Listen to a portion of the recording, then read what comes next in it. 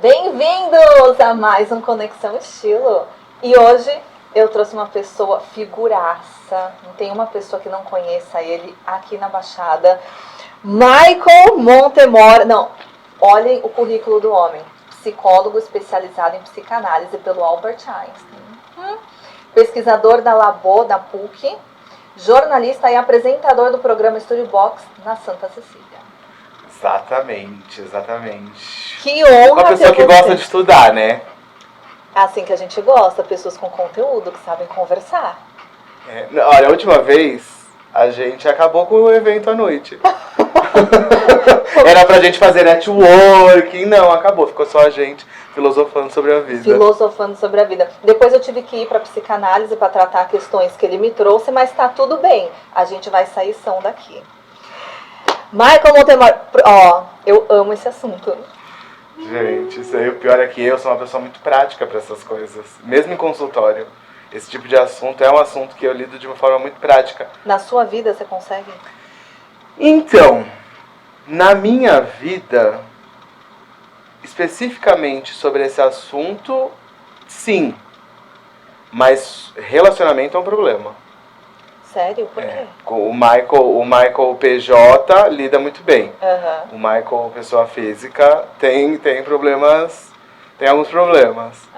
Mas é porque é como qualquer pessoa. Eu acho que quando a gente vai falar de relacionamento humano, seja ele qual for, negócio, relacionamento amoroso, qualquer tipo de relacionamento, quando você envolve alguém além de você, já começa a ter um tipo de problema. E eu ver uma relação de fora é muito mais fácil do que eu ver uma relação estando dentro dela. Porque estando nela você tem um sentimento que a pessoa que vê de fora não tem. Você imagina um jogo de xadrez. Você tem ali as peças, né?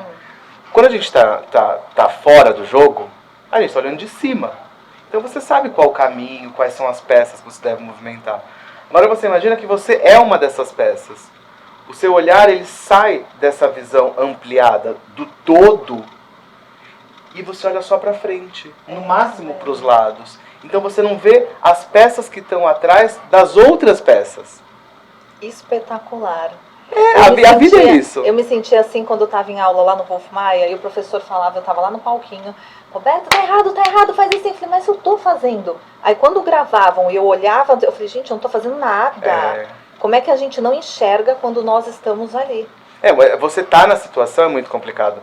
Por isso que eu até tava gravando um vídeo desses do TikTok. Eu sou psicólogo e é claro que... E eu tô gravando um pedaço cada dia. Até pra trocar de roupa. Taurinos são chatos com estética. Perfeccionista. E eu falo algumas coisas dessa, tipo... Obviamente que um psicólogo, que um terapeuta, ele tem problemas com relacionamento amoroso. Obviamente que um psicólogo, um terapeuta, ele tem problemas para lidar com os próprios dilemas. Porque é por isso, inclusive, que um psicólogo ele precisa fazer terapia e supervisão clínica. Porque às vezes eu estou aqui lidando com o seu problema, como minha paciente. Que não pode, inclusive, porque a gente tem intimidade, mas estou lidando com o seu problema. Eu posso estar olhando de um ponto de vista e existe um outro. Se eu não compartilhar isso com um outro profissional para que ele me dê esse novo ponto de vista, eu posso não chegar onde eu tenho que chegar com você na terapia. Então existe... Eles falam que a psicologia é tipo aquele marketing de pirâmide, sabe?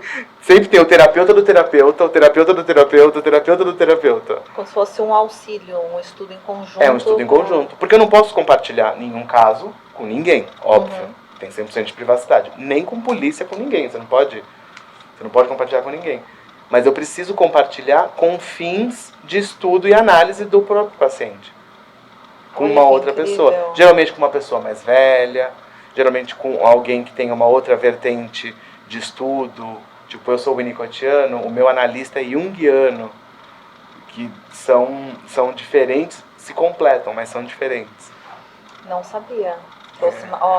Gente, preparem-se, porque aqui vai ser uma enxurrada de novidades, de informação. O assunto que nós vamos tratar é algo que eu adoro falar. E olha, cada vez que eu menciono isso na internet, causa.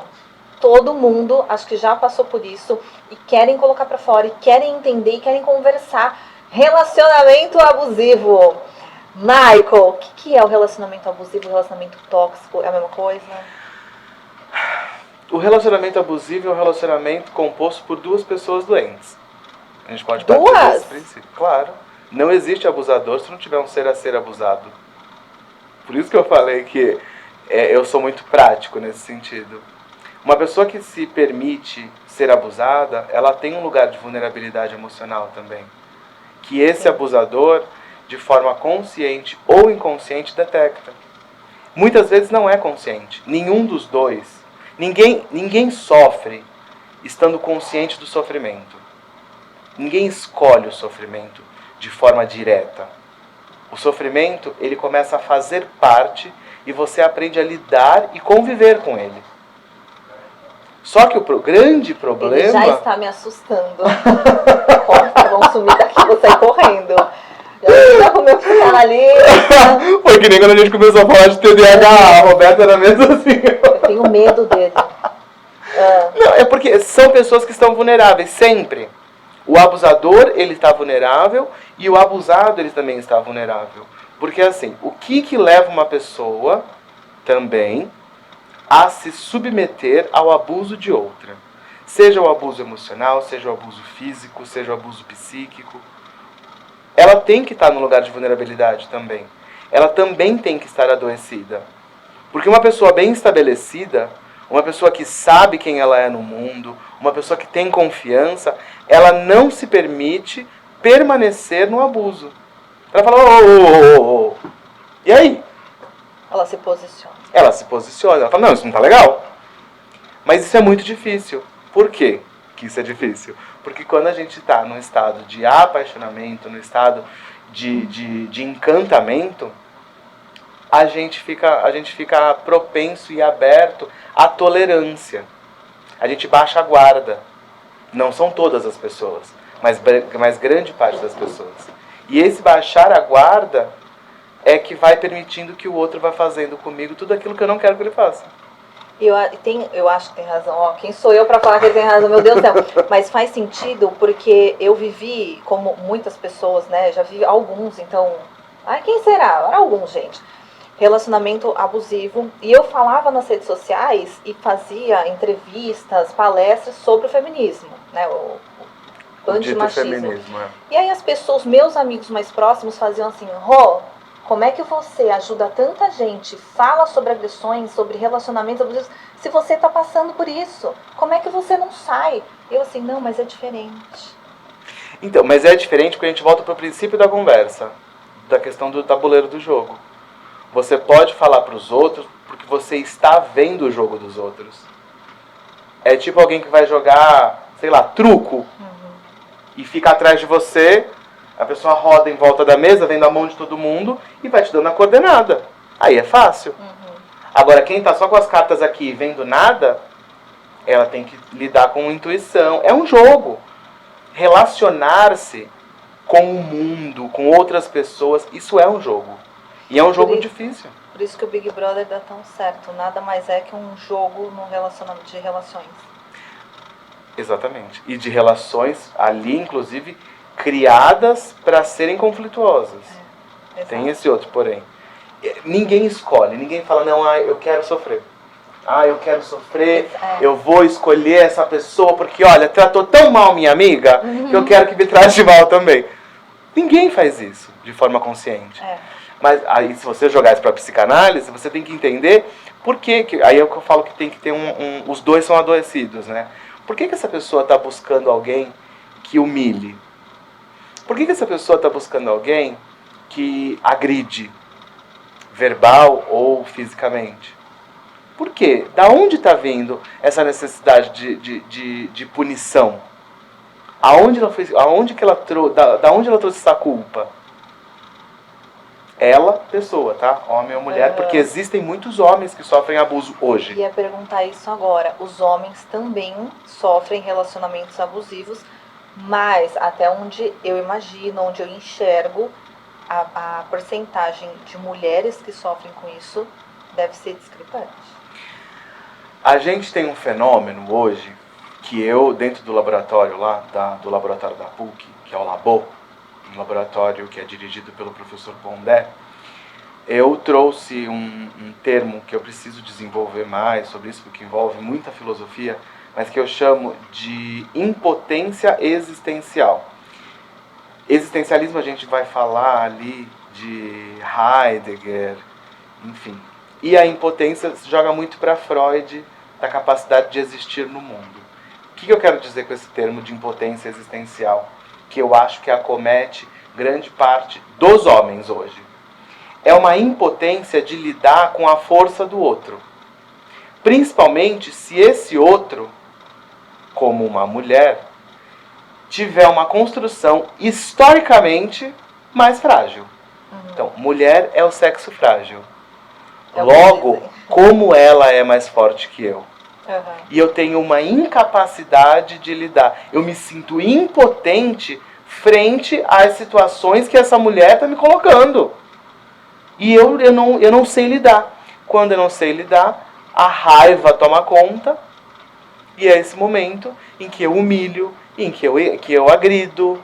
Então, eu classifico esse comportamento de extrema agressividade que nós vemos hoje, porque isso está numa crescente assustadora, como essa impotência existencial, como um reconhecimento de uma fragilidade que esses homens sentem hoje. Porque eles não estão chegando aonde eles querem e eles não estão sabendo lidar com isso. Existem mulheres também que sofrem disso? Claro que existem. Até porque existem mulheres com uma potência masculina muito absurda. Essa questão do masculino, não do homem e da mulher, do masculino e do feminino, eles são completamente subjetivos. É que a gente fala de mãe e pai. Mãe e pai são cargos. Mãe e pai são funções. O homem pode ser a mãe e a mulher pode ser o pai. E tem muitas hoje. Justamente por conta dessa potência masculina que a gente tem visto hoje nas mulheres. Então, esses cargos, esses lugares, eles estão muito bagunçados. A gente saiu da regra. E quando sai da regra, quem está menos preparado fica mais vulnerável. Na vulnerabilidade que acontece, eu me torno agressivo. E aí, quem estiver mais perto vai apanhar. Vai levar. Exato. Você falou assim, ninguém escolhe sofrer. É o que eu costumo dizer, nenhuma mulher leva um soco na cara. Uma coisa que eu não suporto, as pessoas falam, hoje não tanto, quando eu era um pouco mais nova eu ouvia, inclusive em família, tudo, as pessoas comentavam assim, ela tá nesse relacionamento, mas é porque ela gosta, né? Ela gosta de apanhar. Gente, nenhuma mulher se apaixona por um homem porque ele deu um soco na cara dela. As coisas acontecem muito devagar. É um processo até ela se enxergar naquela situação, que já é uma agressão física, de vários tipos de agressões que a gente pode sofrer. A agressão física, não vou dizer que seja pior, porque cada um sabe aí onde que pesa mais a sua dor, mas é algo que vai devagarzinho. E quando você pega um grupo de mulheres que foram abusadas, uma coisa que assim, todas nós chegamos a um consenso. A gente vira e fala assim, mas ele está pedindo perdão. Ele tem tantas coisas boas, tantos pontos positivos, que a gente fala, não, ele vai conseguir, ele não vai fazer de novo. E aí olha o ego, eu sou a heroína que vou mudar a vida deste homem. Ele não vai mais fazer isso porque eu vou salvar. Mas é porque todo mundo acaba se colocando, o encantamento, né, a paixão, ela vai te colocando num lugar que você não ocupa. E que você não deve ocupar. Que é justamente esse papel de heroína e de mãe, muitas vezes. Dessa salvadora. Então, quando uma pessoa levantou a mão para você, naquele momento você tem que entender, e é aí que vem essa capacidade de sair do seu ambiente frágil, de falar, opa, levantou a mão para mim? Mas isso é inaceitável. Porque uma pessoa que se propõe a agredir a outra, alguém com quem divide a vida, é uma pessoa que já perdeu todo o respeito pelo outro. E uma relação sem respeito é uma relação morta. Ela é uma relação tão morta quanto uma relação sem sexo. A relação sem sexo, ela está mais viva, dependendo da idade, do que uma das pessoas envolvidas, porque dependendo da idade, essa relação ela tem que existir por outras coisas, pela intimidade, pela amizade, pelo carinho. A Ana Beatriz Barbosa diz que uma relação ela existe de acordo com o quanto as pessoas riem juntos. E eu achei isso maravilhoso. Porque conforme você vai ficando mais velho, mais idoso, tem que sobrar alguma coisa que não seja só o sexo, tem que sobrar uma admiração, tem que sobrar respeito, tem que sobrar afeto, tem que sobrar cumplicidade. No princípio o sexo é muito importante, e esse sexo ele vai decrescendo de importância. Entende? Então, quando uma pessoa levanta a mão para outra, acabou o respeito é alicerce. E você tem que entender que acabou o respeito. E que não, você não vai curar aquela pessoa. Não, você não vai curar. Quem cura, na verdade, quem cura, falando misticamente, Deus. Na verdade, quem trata são profissionais. Quem vai tratar um agressor é um psiquiatra, é um psicólogo, a polícia, ou outros presos do presídio. Esses vão tratar dessa pessoa. Não é sua função. Não é a função de uma mulher fazer isso com nenhum homem. Assim como também não é a função de nenhum homem fazer isso com nenhuma mulher. Ninguém tem que tratar de ninguém. Porque esse tipo de estágio, né, o estágio da agressão, é o estágio que você já pode falar que a pessoa está com algum tipo de doença mental. E nós precisamos também desestigmatizar a doença mental. Doença mental não é retardo mental, não é déficit mental. A gente está falando de doença mental no sentido emocional, de depressão. Porque às vezes você vê a pessoa que tá agredindo, ela pode estar mais deprimida do que quem está sendo agredido. Só que cada um se comporta de uma maneira. Não existem regras para você expressar a sua tristeza. Cada um expressa de uma maneira. É como uma criança. Às vezes a criança ela pode estar, e é o que eu vejo muito, a criança ela pode estar chorando porque ela está pedindo punição. E o pai, iludido com discursos de internet, de psicologia positiva, não está punindo essa criança. E a criança pede punição. Não pede punição no sentido agressivo, pede punição no sentido de cerceamento e implantação de limite. Sim. E se você não faz, a criança sofre. Ela sofre no inconsciente. Então, assim, tudo isso está interligado. Por isso que eu falo, a demonstração de afeto e de agressividade, ela pode existir por diversas maneiras, por diversos motivos e de diversas maneiras. Você comentou que o levantar a mão já seria ali um sinal de que é para fugir. Só que às vezes não chega até aí. Como que a gente detecta qual é a hora de sair correndo? Porque às vezes eu acho que, são frasezinhas, são... um exemplo, até a Mariana Goldfarb, que trata muito do assunto, adoro ela. E eu também já passei por isso. Tem aquele namorado que faz assim: nossa, mas você vai trabalhar com esse decote? E aí você fica extremamente incomodado, né? Passa o resto do dia, talvez não vista mais aquela blusa, você se sinta errada. Sim, eu vou trabalhar do jeito que eu escolhi trabalhar. Tá bom pra você? Não tá? Sinto muito. Aqueles outros que ficam assim: eu acho que essa cor não te valoriza. Mas você percebe que eu falei da vulnerabilidade do outro?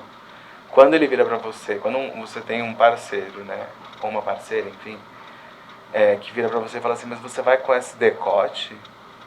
Ele tá falando da vulnerabilidade emocional dele, da insegurança dele.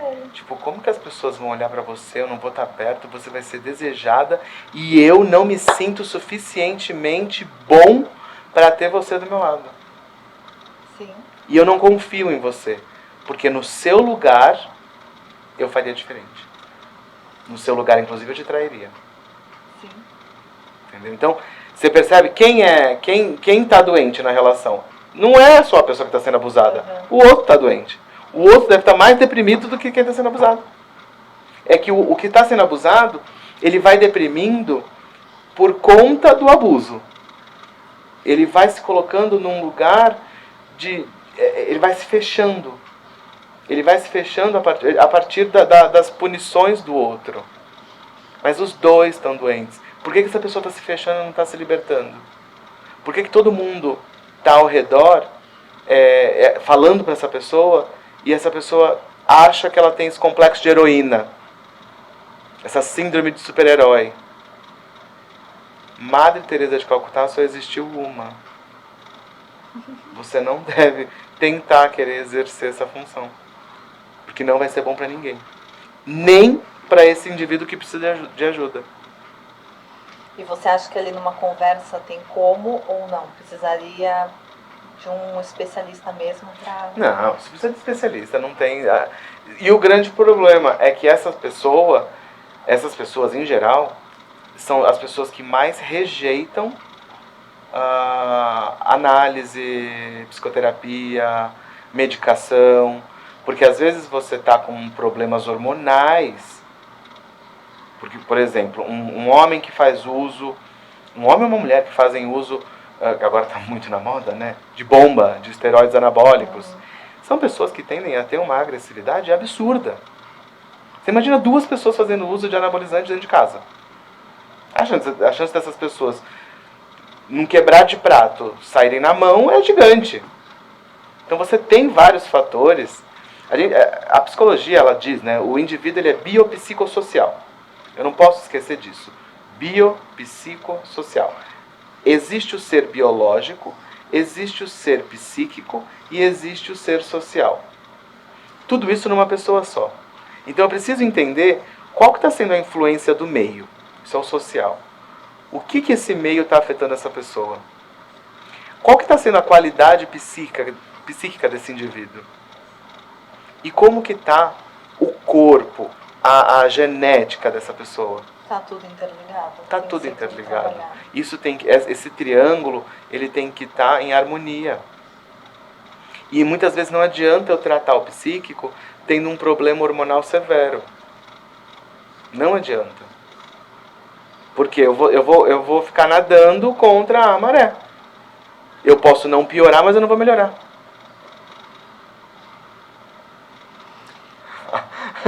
Eu adoro deixar a Roberta... A cabeça tá assim, ó. Vontade de bater nele. Dá pra ver na cara dela. É muita informação fazer. Eu ia perguntar, mas eu tenho que perguntar aquilo. Gente, mas ele tá falando isso. Nossa, Gina, eu não sabia. Aí a gente começa a pensar. Calma. Falando lá das formas, né, que eles agridem verbalmente, e é muito sutil. Quando eles começam a ter esse medo, né? Ai, tá aparecendo decote, ó, vão ver tua calcinha, ó, porque estão te olhando, não sei o que. Já começa uma demonstração de posse. Então, ela já se sente um objeto e não mais um ser humano, e ele como se ela fosse propriedade. E uma coisa que eu gosto de mencionar, todo lugar que eu vou eu falo disso, o nosso corpo não é e nunca vai ser propriedade de ninguém. É um presente nosso, nós nascemos com ele, cada um cuida do jeito que quiser. E mesmo depois do casamento, eu sempre falo isso, depois do casamento, se a mulher estivesse trocando nua, você só vai encostar a mão nela se ela estivesse com desejo, se ela te der a permissão. Então, não é, a gente era casado, ela estava dormindo, sinto muito, isso é estupro. Não interessa estar casado ou não. O corpo continua sendo dela ou dele, e cada um decide a hora que quer ser tocado, a hora que quer ter algum tipo de relação. E assim, estando dormindo, embriagar, tomei um pouquinho, a pessoa estava alcoolizada. Deixa ela dormir, mantém relação sexual um outro dia. Isso tudo são formas de abuso. Na verdade, eu acho que tudo que não é consentido, não é combinado, é forma de abuso, né? A intimidade, ela te coloca num outro lugar. Eu acho que a gente precisa separar essa questão, como você falou, a mulher, a pessoa está ali nua, e aí você não deve tocar, porque eu acredito que isso a gente segue para um caminho de quando não há intimidade. Quando há intimidade, é um caminho semelhante, mas no fim ele se distancia. Por quê? Nós somos um casal, você está nua, eu me aproximo de você e muitas vezes o desejo vem a partir do toque. Não existe um desejo, mas a partir do momento que eu te toco, o nosso desejo ele se combina e ali começa algo. Se isso não acontecer, pelo contrário, aquela outra pessoa se sentir incomodada, tipo, agora não. e tá tudo bem. Isso é intimidade. Antes do toque, pode ter uma troca de olhar, pode demonstrar que é um beijo. Às vezes uma surpresa, mas às vezes pode ser uma surpresa, a pessoa chegou, te deu um beijo, você tá arrumando o cabelo.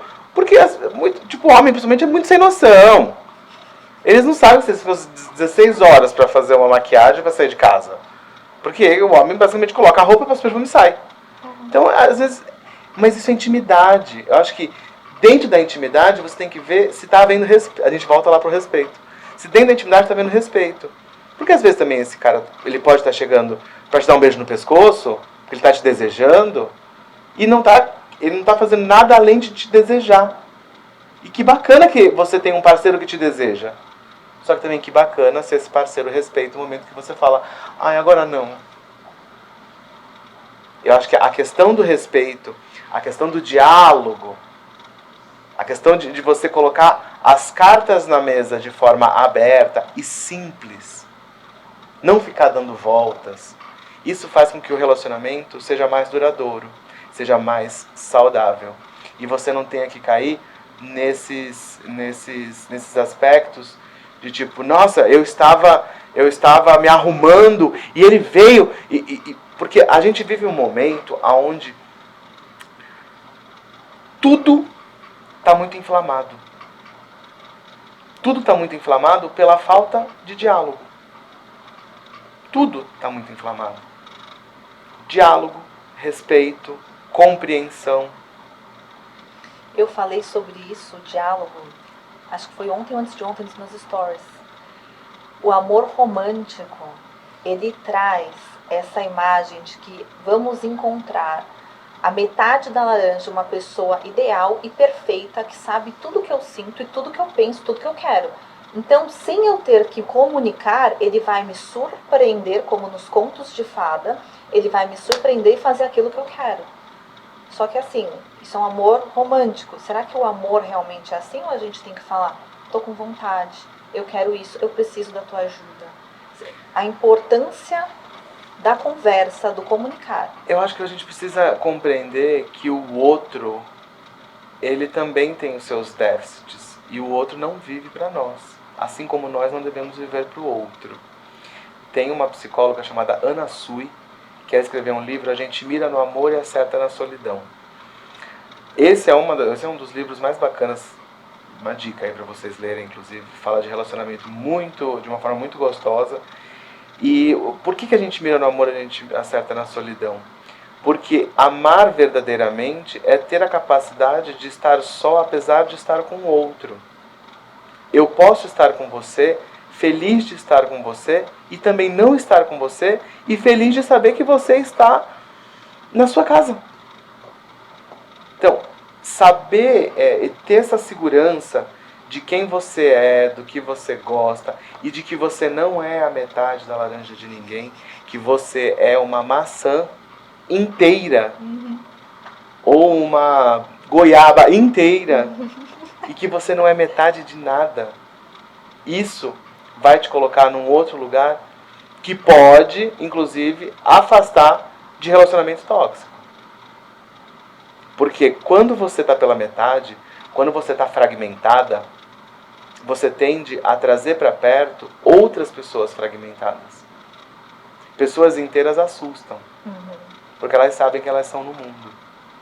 Por isso que eu falei que no relacionamento abusivo, eu tô bem distante de romantizar relacionamento abusivo, tá? Eu só tô falando, e aí isso completa a minha fala inicial, por isso que eu falei que o relacionamento abusivo ele é composto de abusado e abusador, ambos doentes. Basicamente porque são duas metades, não são dois inteiros. Uma coisa numa relação é eu dou 60% e você dá 40%. Eu dou 55%, você dá 45%. A gente está próximo do equilíbrio. Nunca pode ser eu dou 90%, você dá 10%. Em algum momento, alguém vai se sentir prejudicado. Porque eu fiz tanto por você, eu entreguei tanto da minha vida, eu perdi tanto da minha vida por você e você nunca deu valor. E geralmente, quando essa pessoa que está recebendo tudo sai dessa relação, ela vai encontrar alguém que vai dar tão pouco quanto ela dava. E muitas vezes é nesse momento que ela vai se sentir satisfeita. Pelo desafio. Porque quando nós não temos problema, nós procuramos por ele. Meu Deus, eu achei que você ia falar o contrário. Não, vidas perfeitas são chatas. Via de regra. O ser humano, ele procura problema. Ele procura, na verdade, por incômodo. Porque é o incômodo que faz a gente se mover. A sua vida é muito tranquila. Você nasceu, cresceu, você tem sua casa, seu carro. Para que você vai casar? Para que você vai lidar com uma outra pessoa? Vai buscar, vai conquistar e vai fazer. Ai, depois que você fez isso, aí você casou. Eu vou ter filho. Não, vou ter filho. Ai, olha, outro problema. Porque é um problema. Ter filho é uma escolha muito severa. É uma escolha muito severa. Na verdade, ter filho não é difícil. Difícil é ser mãe. Difícil é ser pai. Eu falo em consultório isso. Mas espera aí, você quer ter filho ou você quer ser mãe? Porque ser mãe vai exigir o seu corpo, a sua saúde mental, o seu tempo e a sua carreira. Ter filho é diferente. E o que nós vemos hoje na sociedade são muitas pessoas querendo ter filho. E tem. Tem o Enzo e a Valentina pra tirar foto. E os Valentina eu tô zoando, tá, galera? Mas basicamente são os nomes clássicos da classe média SUV. É nome de moda, é verdade. Eu falo, hoje eu fui treinar no horário da Valentina, quando a Valentina tava no balé. Academia vazia. Tinha eu e mais umas 10 pessoas, assim. Porque é um elemento de moda. A pessoa entende que conseguiu alcançar aquilo que as pessoas falam, o sucesso. O sucesso tem um apartamento, tem um carro, tem o relacionamento heterossexual e tem o filho. Pronto, olha que linda. Eles alcançaram, estão lá. Mas o que acontece depois que você chegou nesse lugar? Depois de um tempo o apartamento não presta mais, o carro tem que ser trocado. Não basta mais a gente ir para a Disney a cada 3 anos, nós temos que ir a cada 2, depois a cada 1. E cada vez mais a gente vai criando novos problemas. Mas isso pode não ser negativo. Desde que você consiga desenvolver a sua vida de forma madura. E aí a gente vai direto para Winnicott, Donald Winnicott, que é um psiquiatra, psicanalista inglês, que é a minha fonte de estudo. É da fonte que eu bebo para falar de saúde mental. Que ele acaba simplificando, né, de certa forma, todos esses discursos, e a gente pode resumir tudo como uma grande imaturidade. Uma pessoa que abusa ou uma pessoa que é abusada são duas pessoas imaturas se relacionando. São duas pessoas imaturas, completamente imaturas. Por que elas são imaturas? Porque elas não se desenvolveram satisfatoriamente. Em que momento? Precisamos de análise para descobrir. Esse desenvolvimento não satisfatório pode ter sido na gestação, pode ter sido na fase de primeira, segunda, terceira infância, pode ter sido na juventude. Em vários momentos a gente pode ter sofrido por um amadurecimento não satisfatório, uma maternidade não satisfatória. Na verdade, eu hoje prefiro falar de parentalidade não satisfatória, porque a parentalidade engloba pai e mãe, que antigamente não existia, né? Antigamente era maternidade, ponto. Hoje não, hoje tem uma presença maior do pai já. Sim, tem crescido, graças a Deus. Tem crescido, exato. Então, quando a gente volta lá para trás, utilizando essa fala de agora, o relacionamento do abusivo, né, e tóxico também, ele tem um quê latente de imaturidade. De alguém que não sabe lidar. Eu tanto não sei lidar com a sua beleza que eu não me sinto suficientemente bom, suficientemente capaz de ter uma mulher como você. E aí eu fico numa insegurança absurda. E não importa o que você me faça. Não importa. Eu posso colocar rastreador no seu carro, posso monitorar o seu iCloud, eu posso fazer o que for. eu sempre vou estar no Vamos lugar falar vulnerável. E esses casais, gente, eu conheço casal. Aliás, Ela já ganhou as fofocas. Vamos pra fofoca, então, vai. olha nome, casais que eles têm a localização em tempo real um do outro. E não é assim, olha, coração, eu tô vindo de São Paulo, 9 horas da noite, eu vou te passar minha localização aí, então fica de olho se acontecer alguma coisa, né? Não, eles têm todos os dias em tempo real a localização, sabe onde que tá, sabe? Michael, eu sou estritamente contra isso, inclusive com a molecada. Com crianças? Com os jovens, não com as crianças, com os jovens. O que seria jovem? Adolescente. Você não permite que o adolescente seja adolescente, né? A gente pode partir do princípio que esse jovem está sendo tão monitorado, que ele para de ter a capacidade de desejo. Por quê? Ele saiu da escola, vamos falar de forma bem quadradinha, tá? O menino tá conversando com uma menina, e aí eles saíram da escola e vão namorar embaixo do prédio dela. A mãe pega o telefone. Nossa, mas aonde é esse prédio? Eu não conheço esse endereço. Onde ele tá? E liga. Não existe aventura. Sem aventura não há adolescência. Sem adolescência vai ter uma vida adulta frustrada e falha.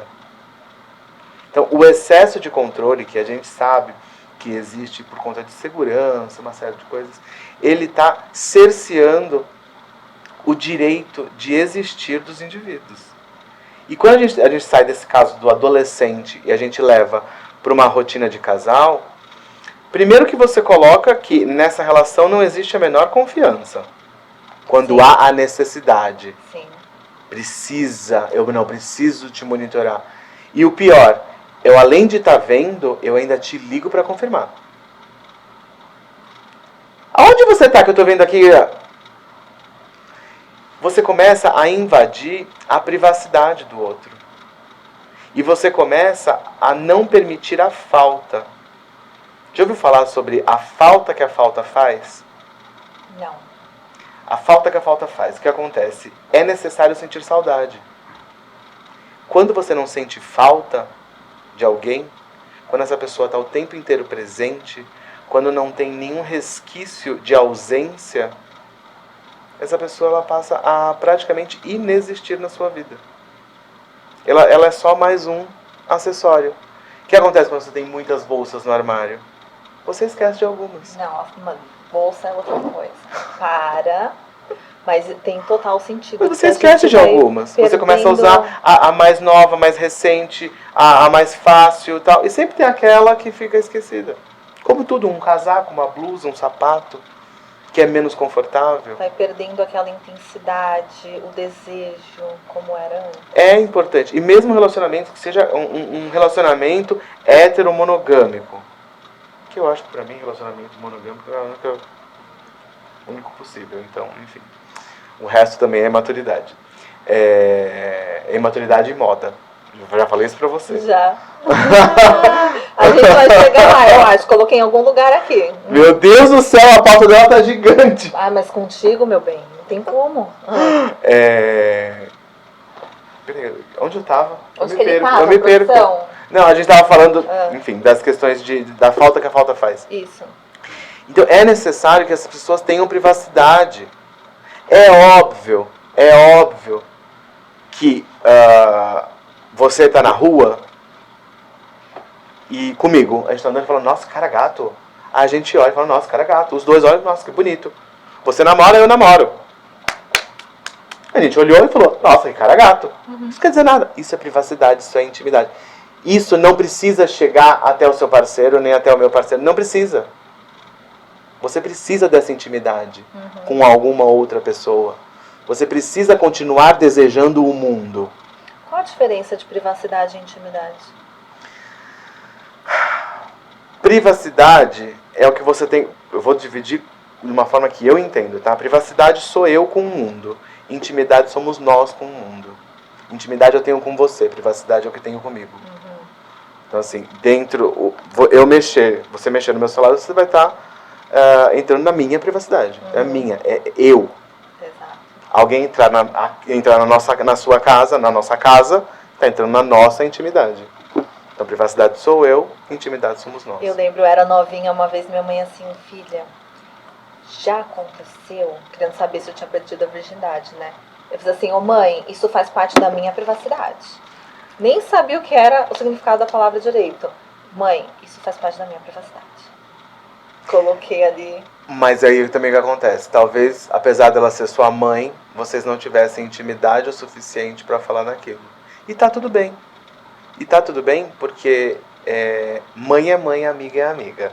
Exatamente. Mãe amiga não existe. Existe mãe parceira, existe mãe liberal, existem vários tipos de mãe.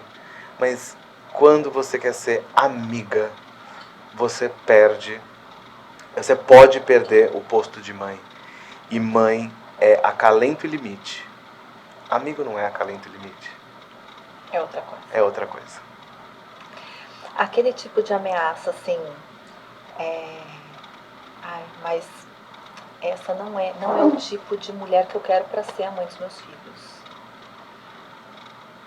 Mas eu não imaginei que você fosse assim, eu esperava outra coisa. São projeções que a pessoa se frustra? Ou já é aí um tipo de... Isso já está falando justamente de provocação, né? Isso já é uma provocação, e aí é quando você começa, de fato, no abusador. Isso é de fato frase de abusador.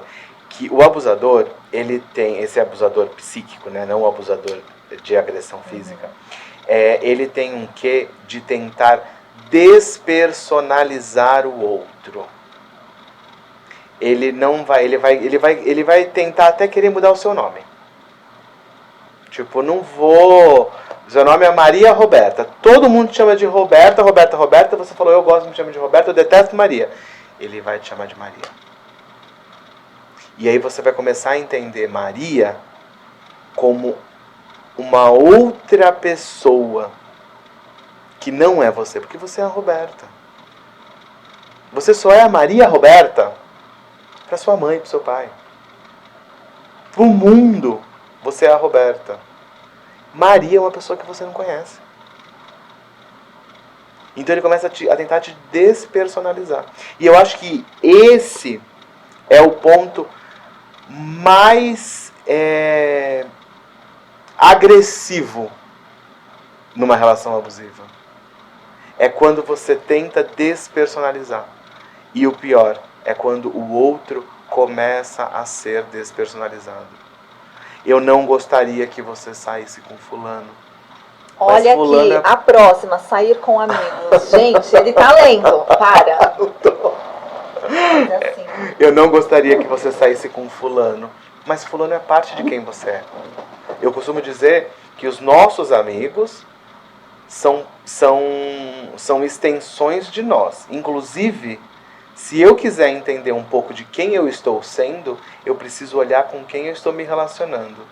E o que alguma das pessoas com quem eu estou me relacionando estiver fazendo, estiver me incomodando, muito possivelmente eu também estou fazendo. E eu, a partir dessa observação, preciso consertar em mim. Se você tiver um lugar de autoanálise, que é difícil, é incômodo, mas é importante que você olhe para essas pessoas. Mas voltando para o sair com outras pessoas. Quando eu começo a querer te separar do mundo... Porque tem o amigo que é errado, que pode te manipular. Aquele amigo ali faz muita besteira. Você pode fazer besteira também. Todo mundo errar é humano, estamos todos vulneráveis e propensos a isso. Só não erra quem não faz. Quem faz está propenso a errar. Qualquer coisa, empreender, se relacionar, não tem regra. Que é minha principal bronca com coaches e treinadores. O indivíduo, ele é único. Não existe regra. Não existe regra. Não existe isso. A gente pode se separar pelo zodíaco, pela cor dos olhos. O indivíduo, ele é único. Não, mas aquelas 5 pessoas são loiras, com olhos verdes, no mesmo tom. Não. o tom de verde do olho é diferente, o tom de loiro é diferente, o tom de pele é diferente. São pessoas diferentes. Se na estética ninguém é igual, apesar de você ter gêmeos univitelíneos idênticos, na personalidade é mais impossível ainda. Então não tem como eu traçar regra. Eu percebi isso. Tem duas meninas que são gêmeas, muito famosas aí na rede social, lindas. E um dia elas... Mas assim, são gêmeas A Schneider? Não. A Valesca e Gabriela, eu acho. São, salvo equívoco, de Goiânia. Elas são idênticas de eu não saber quem é quem. E elas estavam abrindo a rotina, inclusive de dieta. E eu ali prestando atenção para ver, né, se pega alguma coisa. E uma falou assim, eu preciso comer um pouquinho, tantos por cento a mais de carboidrato que ela. E ela precisa fazer tanto a mais de cardio do que eu na semana. Não, elas são idênticas. Por que que a alimentação e o cardio tem que ser diferente? Porque para elas ficarem praticamente idênticas no físico delas, no corpo, o organismo funciona de formas diferentes, o metabolismo é diferente, então elas precisam de dietas diferentes para serem iguais. Semelhantes, né? Não existe essa coisa de ser igual. Então, não tem como você tratar nenhuma relação de forma idêntica ou sequer semelhante. Eu preciso entender quem são essas pessoas, da onde elas vieram. Quando você entende de onde as pessoas vêm, você entende muitas coisas. Como a gente numa conversa outro dia estava falando até da questão do TDAH, né? Uhum. E eu conversando uma vez com uma paciente, ela falou, não, porque eu tenho TDAH, não sei o quê. Aí passou, eu acho que numa quarta, quinta sessão, eu falei, então, ó, você não tem TDAH. O que acontece é que você não foi ensinada. Você tem uma família disfuncional, você tem péssima relação com a sua mãe, você não teve uma figura paterna forte, ninguém colocou regra, ninguém teve tempo de se dedicar ao seu desenvolvimento. Ela nunca mais voltou, né? Não, pelo contrário. Parece que quando você corta algumas amarras, as pessoas se libertam. Porque não existe nada que te aprisione mais do que a liberdade de ser quem você quiser ser. Porque aí você vai se fechando em novas possibilidades de ser. Então agora o meu novo personagem deste momento é o boy fitness com TDAH. Então, eu tô aqui mexendo muito o pé. Isso aqui, inclusive, para alguns psicólogos de TikTok, nossa, tem TDAH? Não. Simplesmente eu sou uma pessoa inquieta. Só que ao mesmo tempo que eu sou inquieto, eu faço leituras profundas, chacoalhando o pé. E aí, em alguns momentos eu paro. Sabe assim? Então não tem como você falar, não, eu não dei certo com aquele namorado, porque não deu certo, porque tem vários fatores que são responsáveis por quem você é e por quem ele é. Alguns desses fatores não deram match. Apesar de vocês terem dado match, no convívio íntimo, você começa a perceber que não é tão bom quanto parecia. Sim. Não proibições, mas quando fala assim, eu acho que ela não deve sair só com as amigas e ele só com os amigos. Eles têm que sair sempre juntos. Isso é um pensamento moralista, inclusive, né? Isso é um pensamento moralista e também fala de insegurança. Eu ouvi outro dia um professor falando uma coisa que eu gostei muito. Ele falou assim, aqueles que brigam pela tradição são aqueles que reconhecem a sua incapacidade de evoluir. E aqueles que brigam pelo extermínio da tradição são aqueles que não amadureceram o suficiente para reconhecer que tudo tem uma história. O que esse professor quis dizer com isso, né? Não existe nada de novo no mundo. Tá tudo só mudando e evoluindo. Quando eu entendo a origem e eu observo o caminhar, eu entendo por que essa pessoa se tornou quem ela é. E se você colocar isso dentro de uma relação entre duas pessoas, eu consigo entender se esses caminhos vão conseguir se colidir positivamente em algum momento, vocês vão continuar caminhando paralelamente, com pequenos encontros de atração sexual. Porque às vezes o que você tem pelo outro é só um desejo. Às vezes a pessoa que você teve mais química na cama não é a pessoa que você consegue se dar bem pra seguir a sua vida. E a gente tem vários... Gente, o mais conversa na vida é com mulher. O que você tem mais relato na vida é que os maiores tesões que elas tiveram na vida, com os caras que elas tiveram mais tesão, não foram os caras que elas se realizaram como mulheres. Sim. Porque a gente volta também lá para outro ponto, o sexo ele é uma parte, ele não é o todo. Até porque quando você está num ímpeto sexual muito grande, você vive só para isso, você não consegue viver pro resto. Você não consegue desenvolver sua carreira, você não consegue desenvolver sua maternidade, você não consegue desenvolver nada.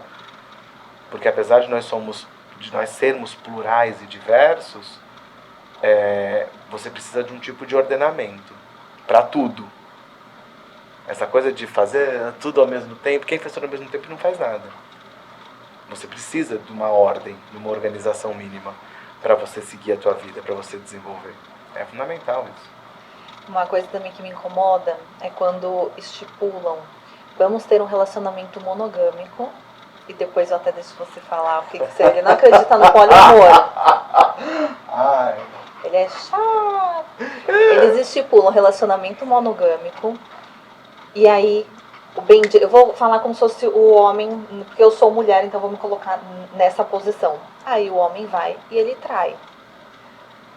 Eu falei, caceta, então por que não falou, vamos ter um relacionamento aberto? Vamos, né, ter algo assim, onde você possa fazer o que você quer e eu posso fazer o que eu quero. Não, você é só minha. Relacionamentos monogâmicos. E o que mais tem traição em relacionamentos previamente estabelecidos como monogâmicos. E aí o que eu enxergo? Um narcisismo, um ego, achando que ele pode mais, uma agressão, né, um relacionamento ali que sofreu uma agressão. E aí eu queria saber de você, até que ponto a traição não, até que ponto o agressor em um relacionamento abusivo ou tóxico, ele tem características de narcisismo, tem sempre ou nem sempre, qual é essa relação? Vou bugar a tua cabeça já no princípio. Todos nós somos narcisistas e precisamos do narcisismo para existir. Mas em graus diferentes, então. Exato. Todos nós precisamos do narcisismo. Se eu não me defendo, se eu não me coloco no mundo, o mundo me engole. Então existe uma necessidade de um eu narcísico forte e latente. O que as pessoas chamam, e as pessoas falam hoje corriqueiramente, de mãe narcísica. Isso é uma coisa que agora está na moda. A mãe chamou a atenção do filho, a mãe deu uma comida de rabo mais forte. Minha mãe é narcisista, ela não quer que eu cresça, não quer que eu vou... Não. Tudo está banalizado demais. Existe sim aquela pessoa que ela precisa anular o outro para existir. Existe sim aquela pessoa que adoece na tentativa de ser maior do que ela realmente é. Ou que ela só consegue ser diminuindo o outro. Isso é um narcisista. Isso é um narcisista.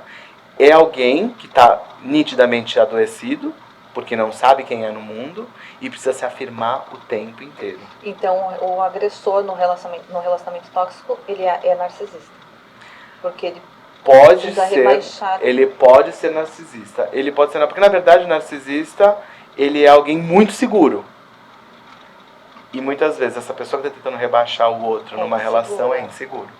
Então não tem como você classificar, não, todo agressor num relacionamento abusivo é narcisista. Não, pode ser uma pessoa extremamente insegura, porém agressiva, porém controladora.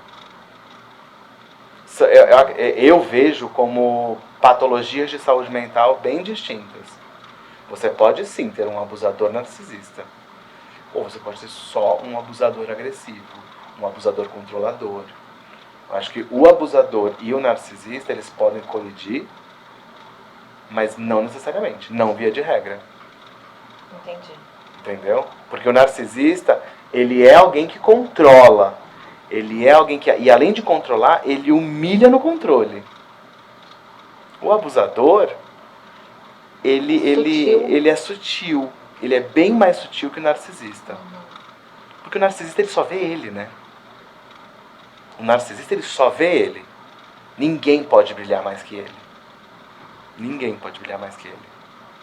Esse é o grande porém. Quer falar por que você não acredita na monogamia, no poliamor? Não é que eu não acredito em poliamor, que você estava falando de traição. Nós somos seres desejantes. Nós naturalmente somos seres desejantes. Como eu te falei, você pode ter um relacionamento com uma outra pessoa, e você vai continuar desejando o mundo. E faz parte. Você pode ter um relacionamento com outra pessoa e flertar. Porque você está desejando o mundo. Você está viva. E faz parte da composição do seu ego. Isso. Não é só uma vaidade podre. Uma vaidade fútil. É parte do seu ego. Isso também te fortalece como pessoa. Tipo, o mundo está me vendo. Eu sou alguém que chama atenção. Não que você necessariamente deseje o outro. Entende? Isso faz parte. Ser desejado, ser desejada, é parte fundamental da nossa existência. E muitas mulheres, quando se sentem desejadas, chegam em casa depois que o marido querem ter aquele sexo louco. Exato. Não necessariamente ela vai trair. Ela fala, o cara me desejou, ele me deu uma cantada. E vai lá e vai querer que o marido termine o trabalho. Exatamente. E muitas vezes o homem, por mais que a gente tenha uma descrença no homem muito grande, muitas vezes o homem, ele flertou na rua, ele brincou, ele se colocou dentro daquele personagem de homem, frente aos amigos e etc. E no final das contas, ele olhou para aquela situação só realmente com uma grande zoeira, uma grande brincadeira, porque aquilo que ele tem dentro de casa é suficiente em outros aspectos. Mas ser desejado fora de casa é importante. Porque você se sente vivo. Vivo no mundo aí. Entendeu? Então, a traição, ela eu vejo a traição como intenção. Então, desejar e ser desejado é parte de composição de quem você é no mundo. Agora, ter a intenção de sair com outra pessoa, aí você não precisa nem concluir. E aí você consegue separar junto comigo essa coisa de desejar e de desejar ser desejado. Isso é uma situação. Outra coisa é querer uma outra pessoa. Isso é traição. Quando você quer, você já está traindo. Então, meu amor, se transou ou se não transou, a intenção já diz por si. Por quê? E aí é uma pergunta que incomoda. Por que que este indivíduo, seja o homem ou seja a mulher, está tendo essa intenção de trair? O que não está funcionando nessa relação? Que volta para a questão da conversa. Qual foi o espaço nessa relação que faltou diálogo, que faltou intimidade, para nenhum de nós conseguirmos entender o que está faltando nessa relação a ponto de eu precisar buscar fora. O sexo não está bom, nossa relação está morna. O que essa pessoa está vendo, tá vendo no outro fora que eu não consigo ver dentro de casa? Tem um mundo. O mundo é maravilhoso. O mundo é gigante. Eu posso continuar desejando tudo e eu devo continuar desejando o mundo. Mas por que eu tô querendo fazer essa coisa? O que não está sendo suficientemente bom para mim dentro dessa relação? E, claro, não justifica a traição, mas é o motivo pelo qual chegou a trair. Porque a pessoa pode simplesmente falar assim, perceber que está desejando o outro e falar, vamos terminar. Mas eu acho que isso também é um ponto. Quando você percebe que você está desejando, eu acho que não é o ponto. O ponto é quando aquele desejo ele começa a ser maior, o desejo pelo mundo começa a ser maior do que o desejo pela sua casa. Então, assim, quando você percebe que você quer ficar mais na rua do que em casa, é isso. Eu deliro. É exatamente isso. Eu moro num apartamento. Eu não suporto ficar dentro dele. Se enrola pra chegar em casa depois do trabalho. O que está acontecendo? O que tem nesse apartamento que está te expelindo de dentro dele? Só que a gente não faz isso. A gente simplesmente se mantém fora. Muitas vezes eu vejo que as mulheres... Ai, cortei a franja. Ai, de morena fiquei loira. Eu falei... E eu percebo que tem alguma coisa... O que você está querendo mudar? Uma vez eu perguntei para uma amiga minha, ela ficou loira, aí depois ficou morena, aí cortou, mas foi muito rápido. Cagada atrás de cagada. Bem isso, praticamente. Eu virei para ela e falei assim, coração, deixa eu te fazer uma pergunta. O que está te incomodando? O que você realmente quer que mude na sua vida? Porque não é o seu cabelo. Ela começou a chorar. Semana seguinte, voltei pro salão, ela falou assim, terminei meu relacionamento. Sim. Quando você começa a querer mexer em si, e você não sabe o que você quer mudar. Você quer mudar alguma coisa. Você sabe uma coisa que destrói relacionamento? Maternidade. Minhas amigas já me contaram. E você sabe por que destrói relacionamento? Porque a mulher, em geral, não existe regra, mas em geral, o amor que a mulher deposita numa criança, nessa criança que ela gestou e que nasceu, ele é suficiente para ela a partir dali. E ela não precisa mais do outro. Não foi isso que elas me contaram, mas olha... Mas esse é um mergulho mais profundo que existe. Ele destrói relacionamento. Ele destrói relacionamento. Ou porque, isso a gente está falando de uma mulher que desejou ser mãe. Também a gente volta lá para o princípio da conversa. Ter filho ou ser mãe? Uma mulher que quer ser mãe, quando ela se torna mãe, ela, se não for muito bem administrada, se não for uma relação muito sólida, esse relacionamento pode ser destruído depois da maternidade. Porque para ela, o filho, aquele novo ser, é o suficiente. Eu tenho visto em muitos pedacinhos de podcasts, mas assim, muitos, você também já deve ter visto inúmeros, onde pessoas religiosas usam o termo que a mulher ela tem que ser submissa ao homem. Eu acho isso uma palhaçada. Eu acho isso uma palhaçada. Não, isso é uma palhaçada. Isso está dentro daquele princípio que eu falei agora há pouco da tradição. As funções, e a gente pode entender a mãe e pai. Uma vez eu também ouvi enfim, foi até comigo isso. Eu estava entrevistando uma pessoa e você sabe, eu divido muito. Eu estou aqui como psicólogo, mas quando eu estou apresentando o meu próprio programa, eu estou aqui como jornalista. Só que às vezes eu saio do personagem, eu não aguento quando eu ouço alguma idiotice. E foi uma idiotice. Porque Freud era machista. Então,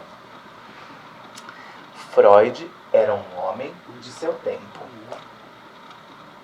Freud era um homem de 1900, século XIX. Obviamente que naquele tempo, naquele momento onde ele escreveu aquilo,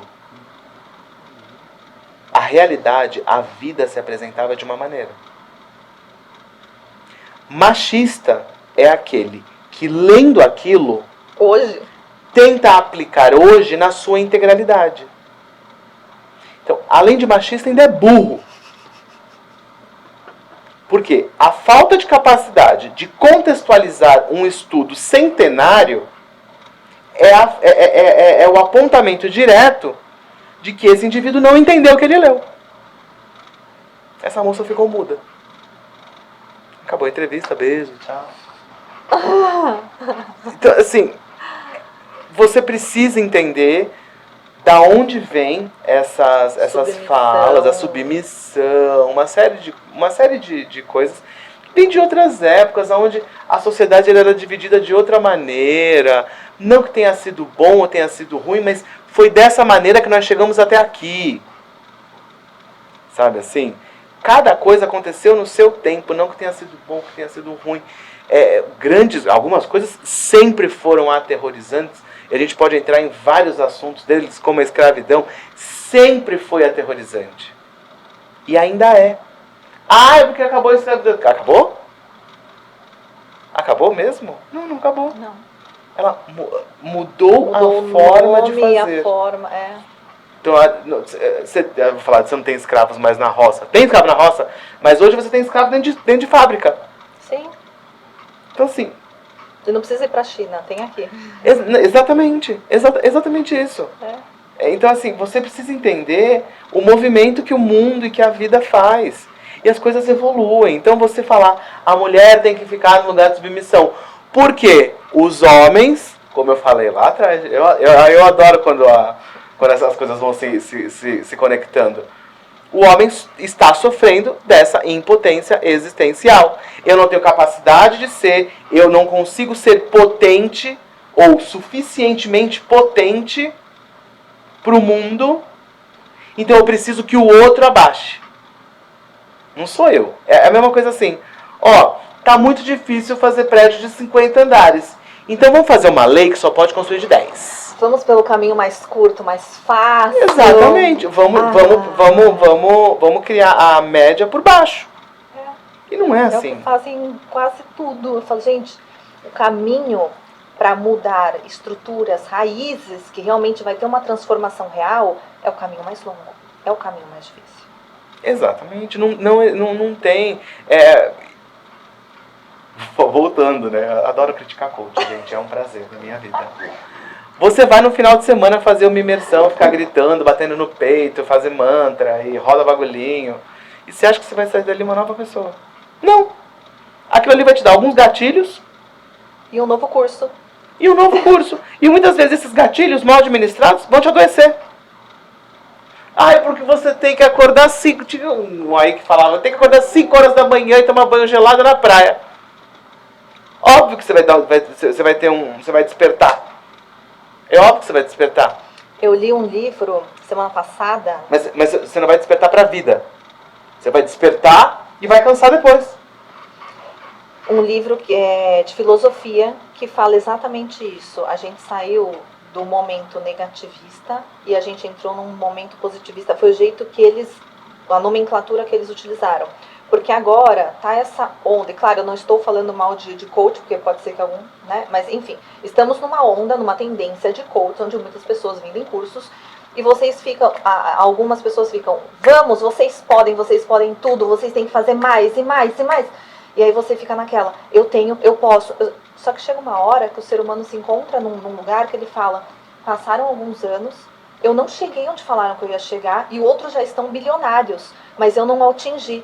E aí vem a frustração, vem depressão, e vem inúmeros transtornos e problemas psiquiátricos, psicológicos, por você não se enxergar naquilo que falaram que você era obrigado a atingir. Você pode. Sabe qual é uma pergunta que eu adoro fazer? Em consultório, principalmente? De quem é esse sonho? Quando a pessoa vem falando que ela quer, que ela é isso, que ela quer... Mas de quem é esse sonho? Você acha que é dos pais?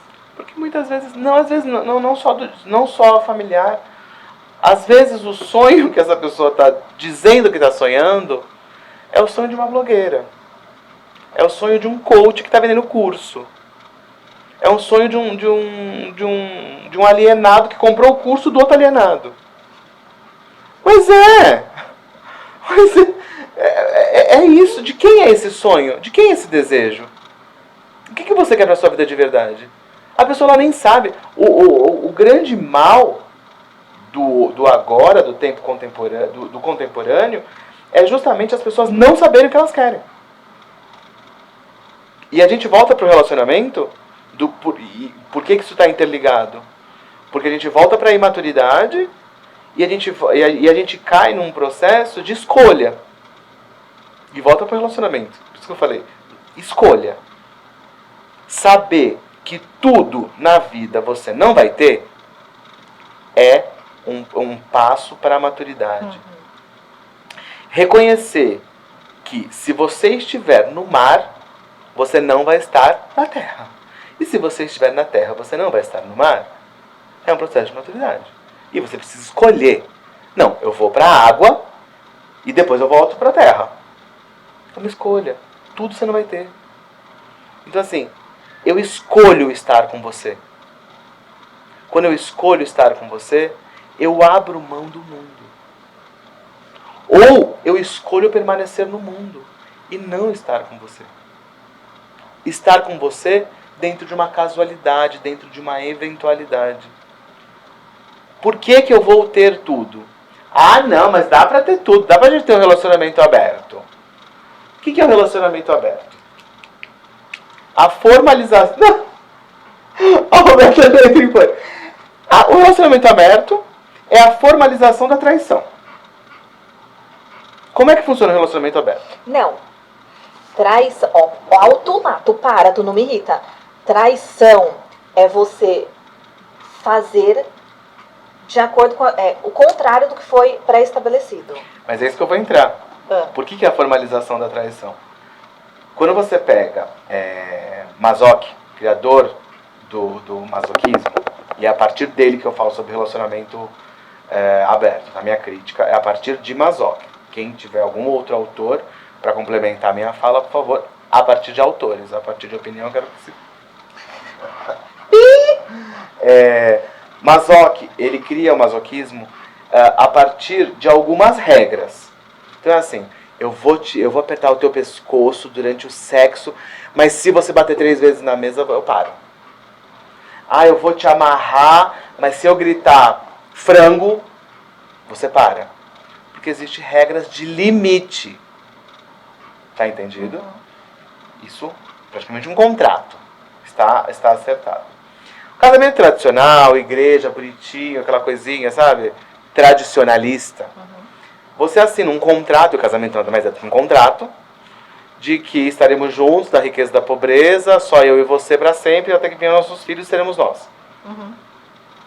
Quando você vai fazer um relacionamento aberto, o que você faz? Sou eu e você. Mas a gente pode pegar outras pessoas. Tá bom.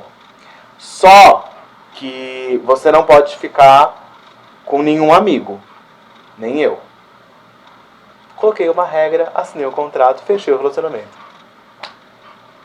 Continua sendo um relacionamento tradicional. Só que eu já fechei ele. Ah, vou te dar um caso de um amigo. A gente pode ficar com qualquer um. Só não pode ter no Instagram, não pode trocar o WhatsApp, não pode conhecer o outro. Mas eu acho que isso já não é um relacionamento aberto. Não, isso é um relacionamento aberto. É um relacionamento com limites. Não. Aberto é aberto. E outra, quando você vai... Relacionamento aberto, nesse quesito, é amizade. Que ninguém tem compromisso com ninguém. Quando você coloca... Os relacionamentos que as pessoas dizem aberto, elas não querem... Tem um relacionamento aberto, mas a gente só pode transar junto. Nós somos um relacionamento. A gente pode pegar alguém, se a gente pegar junto. Ah, não precisa pegar junto, mas eu não quero saber. Você pode pegar, eu posso pegar, mas não quero saber. Ah, não pode ter em rede social. Qualquer momento que você tem um relacionamento, que você colocou uma regra, é só mais uma cláusula dentro do mesmo contrato. Você continua tendo um relacionamento fechado, com uma exceção, com um adendo. E aí quando que vai vir a traição? E a traição vem. Quando vai vir a traição? Quando alguém... daquele... Óbvio, acabou. Olha, você me traiu, mas nosso relacionamento é aberto. Não, nenhum relacionamento, se não a amizade, dá pra ser aberto. Tá me dando coceira, Michael. Mas é porque isso que as pessoas estão tentando fazer é justamente uma tentativa imatura de se relacionar. Porque se eu não consigo escolher você no lugar do mundo, é porque eu ainda não estou pronto. Eu ainda tenho um quê de mundo para conhecer. Não é que você não seja uma pessoa incrível. Mas de repente você não é a pessoa que me fez abrir mão do mundo. E tá tudo bem. E tá tudo bem. Agora, se fechar dentro dessas caixinhas pseudo-progressistas, porque isso tem um fundo político, isso tem um fundo ideológico, isso é tão quadrado quanto sei lá, casamento de Mormons. Isso é quadrado, isso é tão quadrado quanto. A diferença é quem está julgando. Relação, casamento, namoro é acordo, é contrato. Não existe nada aberto. Aberto é a amizade. Nós somos amigos. Você pega quem você quiser, eu pego quem eu quiser e a vida que segue. Se a gente tiver tomado uns drinks e se beijar numa festa, continuamos sendo amigos. E acabou. Relacionamento aberto é isso. Dificilmente você consegue ter esse vínculo.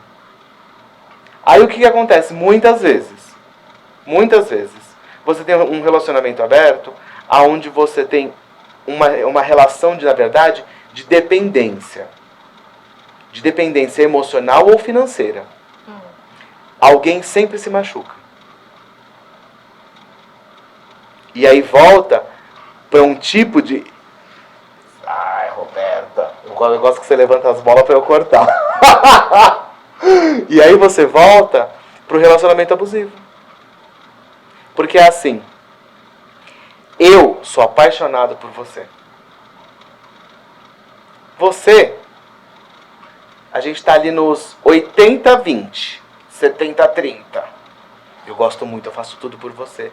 Você gosta de mim, não tanto quanto eu. Aí você vira e você tá latente, querendo o mundo. Ai, não, vamos abrir o relacionamento, vai ser melhor, e não sei o que. Aí você vai pro mundo. Só que pra mim, você é suficiente. Você entendeu? Quem tá sendo abusador aí? Eu. Você tá olhando pra você. Não quer largar o osso, segura aquela pessoa amarrada enquanto ele faz. Porque essa pessoa, ela pode representar um alicerce emocional, uma segurança, conforto. Isso falando emocionalmente. E quando isso entra no aspecto financeiro? Banca, paga, carro, apartamento, viagem. Assim é maravilhoso. Assim é fácil. Vai lá, vive o mundo e volta aqui pra mamãe. Essa pessoa tá doente e essa pessoa tá doente. Você percebe que a gente roda e cai no momento de que você reconhece um adoecimento múltiplo. Eu acho legal a gente sempre tomar... Eu cometo esse erro. Falo o agressor. E as pessoas às vezes enxergam isso como, nossa, aquela pessoa... As pessoas que têm esse tipo de relacionamentos agressivos, tóxicos, são pessoas, qualquer um de nós. E a gente pode às vezes ter uma atitude que seja agressiva, uma atitude tóxica, ou duas ou três. Então, não existe às vezes uma pessoa que é um carrasco. Não, está dentro de nós e é aquilo que a Sasha comenta, orai e vigiai. Será que essa atitude está certa? Essa atitude está errada?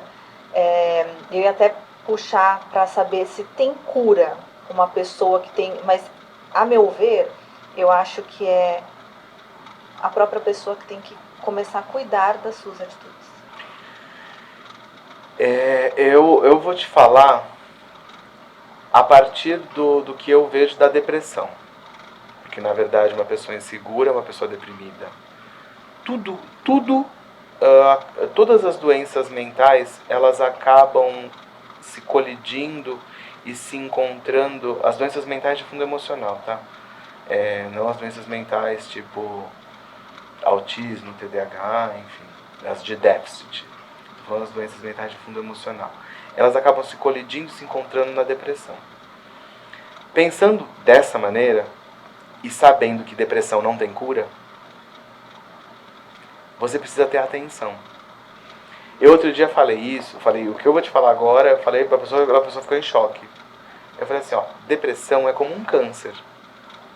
Uma vez que você detectou que você tem, você precisa tratar de imediato. Precisa começar o tratamento de imediato. Dar toda a atenção para aquilo. E amenizar.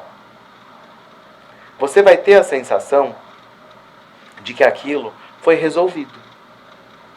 Mas assim como uma pessoa que teve câncer, ela segue em tratamento ad eternum. Ela segue indo no médico e fazendo exames periódicos para ver se não houve uma metástase, para ver se não houve um fragmento que permaneceu e desenvolveu, para saber se aquilo que uma vez já esteve ali não está novamente presente. E a depressão é isso. A depressão é uma doença que ela deve ser detectada, tratada, contida e acompanhada. O depressivo não deixa de ser depressivo. Ele só consegue colocar numa caixinha mais bem fechada. Só que a todo momento, de acordo com o que a vida vai apresentando, essa caixinha pode abrir. Você entende?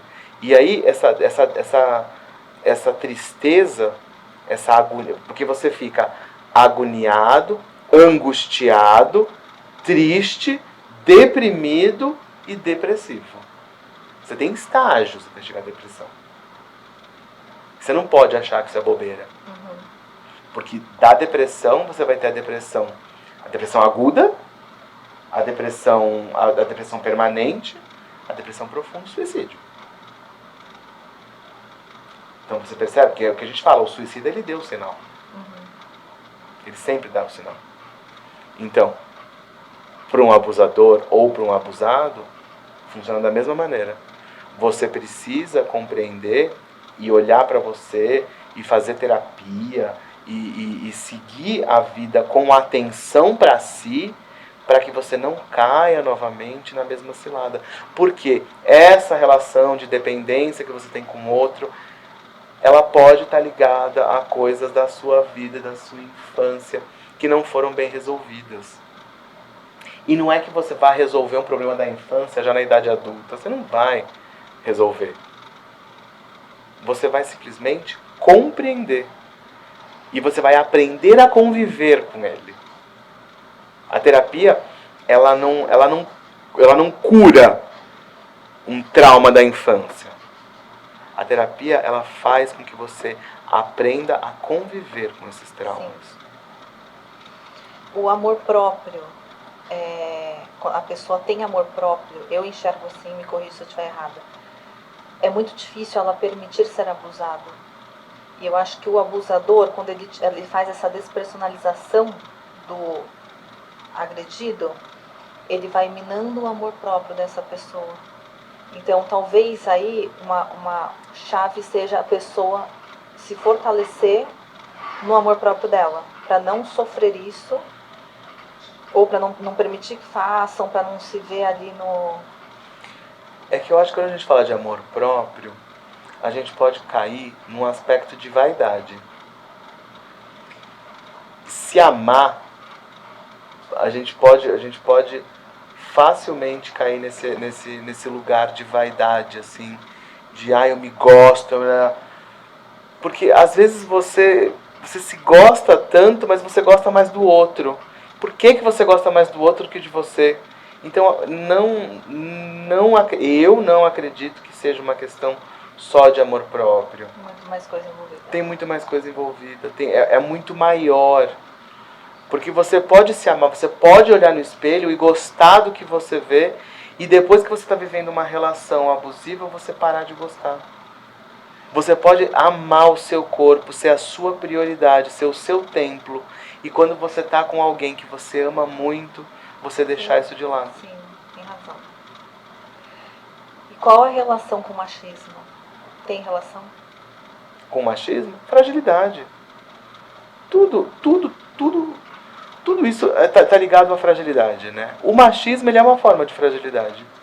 O machismo, ele é aquele cara que não sabe lidar com o novo. É aquele Ele cara... demonstrar o poder. Exatamente, é uma demonstração de poder, é uma demonstração através da ignorância. E a ignorância, ela não é só da ignorância física, né?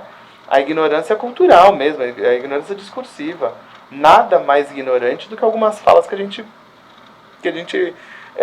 compartilha durante o nosso dia a dia. Se ouve, eu ouço algumas coisas que eu fico constrangido pela própria pessoa que falou. Eu falo, meu Deus, eu tô constrangido por você, juro. E eu acho que às vezes a minha cara faz com que a pessoa perceba. E aí eu me sinto mal, às vezes eu faço de propósito.